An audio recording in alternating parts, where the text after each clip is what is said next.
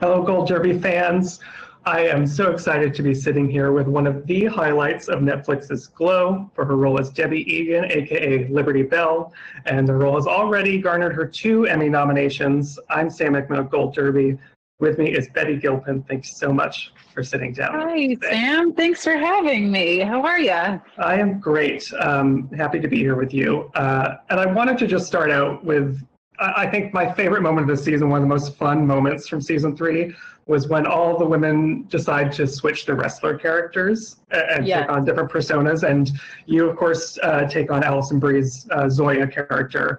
So I'm just curious, it's just an absolute blast to watch everyone do that. So do you know how that idea got started and what was it? Was it as fun as it looked to take that on?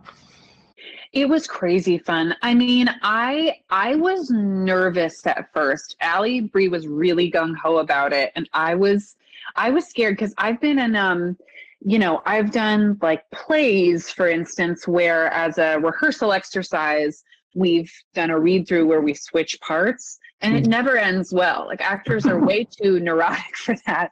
I don't know who thinks that's a good idea. So I was picturing, us all spinning out about, it's like, oh, should I have played it like that? But it ended up being, then I remembered the job I was on, that we are an exploding circus of Muppet-insanity on our show, and that it's also just such a love fest. We were just crying, laughing together. And that was one of my favorite Glow days ever. I mean, Allie and I just could not stop making each other laugh, which is always the case. I don't know how they came up with that idea. I mean, I know that a lot of the season, I have known our showrunners, Liz Flahive and Carly Mensch, for a long time, a decade ago as playwrights in New York. And season 3 is really a love letter to theater in a lot of ways, and kind of the ways in which you make yourself crazy when you're doing the same show over and over and over again. So I think that it was sort of an homage to that, when you feel so insane that literally any variety is a welcome gift. And it really was to us. And I think it speaks to something that the show does really well, which is, no matter who the character is, no matter if they are a lead or a smaller part in that ensemble of women, that like everyone gets to really pop. And you've got scenes with like Cherry, who you don't always get scenes with, but like no matter who it is, everyone just really pops and gels together. Does that translate into the on-set vibe that goes on? Yes, totally. It really, I think that maybe everybody feels this way in a certain job, where you're like, oh man, I'm really being asked to do 5% of what I can do. And I know that I will miss that so much about Glow, that we're just being asked to do 100% of what we can do physically and creatively. Every other day in a week on set for Glow, I'm doing, these grounded kitchen sink scenes, and then a day of work where I've got blue glitter up to my eyebrows, and I have 5 ideas of, cross-eyed faces to make and insane voices. And I've been watching Russian accent YouTube videos leading up to it. I mean, it's like a creativity potpourri on speed in a blender. The Russian was great coming out. It was fun to watch. And speaking of that physical stuff, does the wrestling aspect, like I think I read like for season 2, you might have had a concussion during one part of them. Does that stuff, does it ever get easier 3 seasons in? Like, do you find yourself more comfortable with certain aspects of it? It gets easier in that your skill level goes up. I think it's a little like skiing, where, it's good to learn when you're little and don't, now as an adult, it's like, I know too much to go skiing. Like I know how much that fall would hurt. And I feel that way in season 4 now. I'm like, yeah, I don't want to do that move. That somersault looks like it's going to hurt. But I will say, just as a sort of trust exercise, now that we know each other better, that makes wrestling easier, because we really trust each other. It's so strange that I was just looking at pictures of Allie Brie and I wrestling together the first day we met, and how scary that is, flipping into someone's arms who you're like, do I know their middle name? Do I know where they live? And now, Alison and I know every single thing about each other. She has all the secrets. So I feel very comfortable backflipping into her arms because I know she has. And the series this season switched locations, and we're presenting a Vegas show now. One of the cool things about that not only was just a change of scenery, but that Geena Davis is now with you. You got a lot of scenes with her, probably more than most people. Yes. So it's a really cool image of two women in business trying to play this boys game really in the 80s. So what was it like working alongside of her and getting all those scenes with her? Well, I mean, obviously it was incredible. And also, I think a pretty meta nod towards that time period where, I think Debbie in season 3 is kind of at a crossroads of, okay, I could keep going down this path of trying to actualize and becoming this strong, ambitious, career-focused woman that I didn't think my life was going to take that turn. I don't really have any role models to look up to in my life that have gone down that path, and that makes it scarier because this path is murky and cloudier and grayer, but I think there might be a magnificent version of my life at the end of that path. Or I could marry this rich rancher and treat producing like it was a nice little affair part of my life, and now I'll just put my feet up and have him do the business, and I file my nails at home depressed. And I think you sort of see her Debbie teeter between those two things. And I think especially in 1986, society's voice is very loud, encouraging you to do the other one. And I think Geena Davis is such an example of, she was a starlet in the 80s. And I think, the business was probably telling her very loudly, you are the most beautiful woman in the world, and that's who you are. And she was like, yeah, I'm also a literal genius and an Olympic archer. And I think she just was so genius in forging this path of, I'm going to use this gorgeous shell as a Trojan horse to further all the ideas that my brilliant brain has. And she's an inspiration. It was so intimidating. Yeah. And I hope that for Debbie too. I hope that she can, in season 4, keep pursuing the career and version of her life that isn't that, she's going to expire in a year and should close the shades. I do realize I'm saying this in front of the closed shade. It's not lost on me.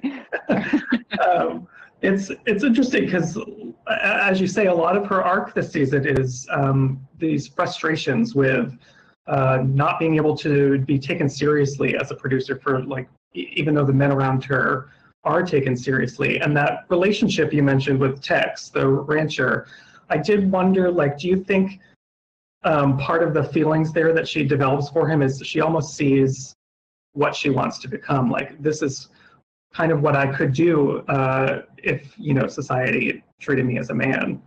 Absolutely. I think it's kind of a dual attraction where I think at first it's, when you're feeling lost and unsure in your own life, when someone has, this man has a crush on her and sees her as sort of this memoir chapter version of herself where she's arm candy. And I think Debbie is tempted by that. It's like, oh, that feels nice. This feels less complicated than being ignored in a business meeting and having my toddler scream at me.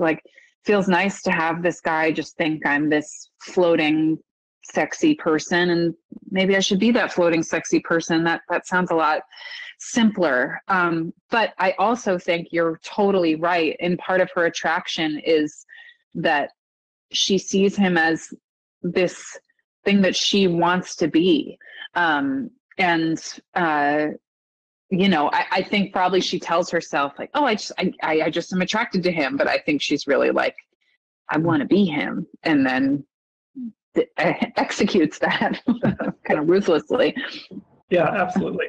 And I will say that the results of Debbie's frustrations with her career, I think you get some of the best kind of like telling people off lines. Like, totally. I love when you tell off the flight attendant when she brings you the pin for her and you've just had it. And then when Bash's voice is sore and you have very strong vocal cords, it's like, is there anything behind that? It just feels so satisfying. Do you know how satisfying that's going to be when you read the script? I mean, it is very satisfying, but I think our writers do a very good job of, you know, they don't make like feminist propaganda wish fulfillment. It's not like woman gives speech, everyone's in awe and claps and then says this and everyone agrees. You know, while I do have, Debbie gets a lot of moments of some great one-liners, there's also so much time spent not being heard and feeling invisible. And I think the writers really tell beautifully the story that, you know, this is still 1986 and it's not like Debbie's just going to rise effortlessly to the top of the corporate food chain. You know, it's like we get to see these little victories and we know these characters well now, so we know how much those little victories mean to them. But, you know, right after she tells off the flight attendant, then she goes home and her husband tells her that she missed her son walking, and then she's alone in this hotel room. You know, I think that in actualizing in 1986, Debbie's really making a deal with the devil almost, that she's having to give up this other part of her life that maybe, you know, in 2020 she wouldn't have to be giving up. How she finds time to do her eyeshadow still, I really don't understand. That's the part where I'm like, there's a hole in the time-space continuum, and in season 4 we're going to find out she's a time traveler. They always certainly dress to the nines. You get fabulous costumes. Yeah, it means I have to come to work at 4 o'clock in the morning. I was curious too, because you wrote a really, really awesome article a couple of years ago for Glamour talking about self-confidence and finding your power, really, which came along during Glow. And in this season, you get, you know, Debbie, she's going through some things. And she has sex with a lot of the younger guys at the hotel. And you have this sex scene and where there's nudity, and not even with an actor who's like a regular that you'd have a rapport with. So I'm just, I'm wondering, what do you do as an actor to sort of get yourself comfortable with that kind of vulnerability? Oh gosh, I mean, I think, you know, it's so funny.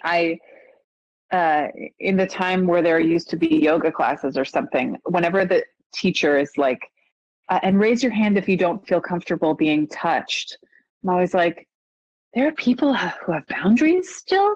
Like, like I'm totally boundaryless. Like it gets knocked out of you in theater school. And then, you know, I mean, nudity is like item number 10. I mean, I'm talking about, like if I'm at a dinner party with you, we're talking about the darknesses in our childhoods by, you know, the second Aperol spritz. So nudity is really no problem. And I think that's a real, you know, gift of being an actor. You know, it's such a strange, especially for like award stuff, there is a real kind of smoke and mirrors aspect of being an actor outside of actual scene work, where, you know, you're putting on the mask and you're putting up this illusion of who you are. And then the actual work is so guttural and boundaryless. And like, when it goes well, it's like all that exists is you and your scene partner, you know, maybe not in a sex scene, those are weird, but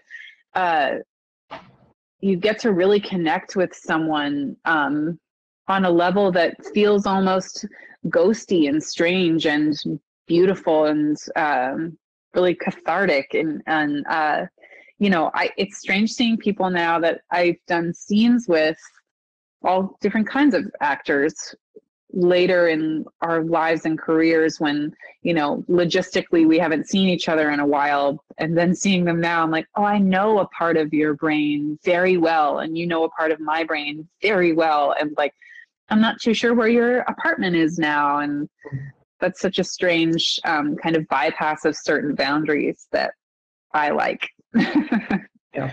And how I earn health insurance is bypassing boundaries. One of those actors who you have great chemistry with, and I'm always fascinated by your relationship with on screen, is Alison Brie as Ruth. And the dynamic between their relationship is just so interesting because they both fundamentally hurt each other along the way in their friendship. So what is it like working with Alison? Because you seem very close. And do you think that there is sort of hope for them to regain the level of friendship that they were at before all this? I am always a Ruth and Debbie stan, as the kids say. You know, Alison Brie and I talk every day. I'm going to know her forever.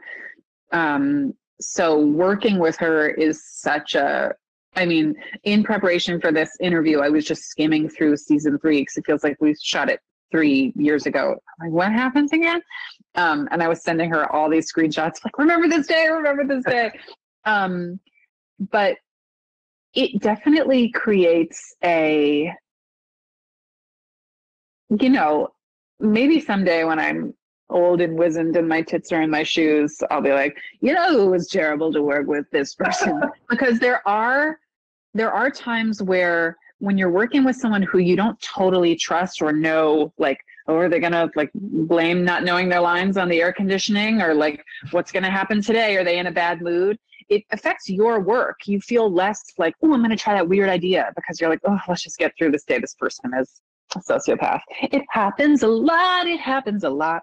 And thankfully our set is not only a sociopath-free set, but Alison, being the lead of our show, just sets this tone from the top down that we're here to be joyful and specific and really tell this story. I think there's a version of our show where the actors are kind of winking at the camera, like, this guy, right? And it's just not, it's not what we're doing. And that is because of Alison. I think she's like, let's really play these characters authentically and really find the best version of our show. And it makes me come to work with 1,000 ideas because I feel joyful and safe. You know, I think season 3 in particular, they get to treat their friendship like this kind of weird affair, like a showmance almost, because they're in Vegas and they're doing this show and they're away from their circumstances, and they're the only people that really know each other. And so I think Debbie's a little like, you know what, I just won't think about the fact that she had sex with my husband right now, and like, I'll have this hamburger with her and giggle with her because I love Ruth, but I also hate Ruth, but I just won't think about that part now. And I think that lie she tells herself, or repression, you know, starts to dissolve a little more as the season goes on, sadly, because I love when they're together. Get over it, Debbie. It's very fun to watch. Before I have to let you go, I just wanted to ask, because you have been nominated for both seasons in supporting actress, and the only actor from Glow to get nominated at the Emmys thus far, and you could pick up a third this year, who knows. So what does that continued recognition mean to you, to be singled out like that? It's the most insane. I mean, I think that I, unlike Debbie, just had my sights set so low in order to protect myself. And I was thinking recently that 4 years ago, I tested for a pilot called Y'all in the Family. And when I didn't get that part, I was in a coma of tears. I couldn't breathe crying on Wilshire Boulevard. And the same for parts where now I look at it like, thank God I didn't get that part. I'd be, like typing in the background in like filming in Antarctica for 10 years, being like, we're tracking him. So the fact that I'm recognized for a show that I would have murdered a pack of doves for is so insane and surreal, and feels like it's all going to come crashing down. Maybe in like a really cool quarantine scandal. But it's wild and beyond my teeny tiny 5-year-old in the back of the theater dreams, and it's insane. Thanks, guys. Well, we'll cross our fingers for another one for you, and looking forward to season 4 whenever we can get that going. So, everyone watching at home, please make sure you subscribe to Gold Derby. Keep up to date with all of us throughout Emmy season, and thank you once again for sitting down with me. Thanks, Sam. Thanks so much.